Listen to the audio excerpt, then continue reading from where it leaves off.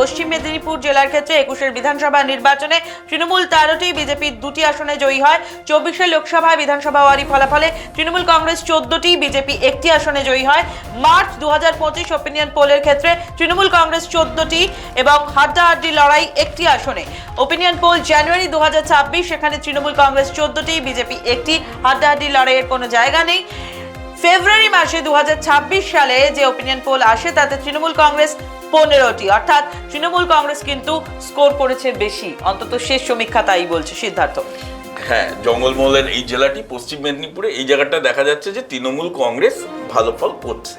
আর ট্রেনটা যেই দিকে আছে, যে গত নির্বাচনে মানে 21-এর ছিল তৃণমূলে হচ্ছে 13টি আসন, এবং লাস্ট আমাদের যে সমীক্ষা তাতে দেখা ওপিনিয়ন পোলে উঠে আসছে, তাতে যা ট্রেন্ড তাতে দেখা যাচ্ছে তৃণমূলের এবার হচ্ছে 15, অর্থাৎ 15তে 15। বিজেপির যে দুটি ছিল, বিজেপি সেই দুটি আসন হারাচ্ছে। সেই ক্ষেত্রে বলতে পারো যে এখনো পর্যন্ত অ্যাডভান্টেজ হচ্ছে তৃণমূল এবার 15তে 15 এরকম আশা করা যায়।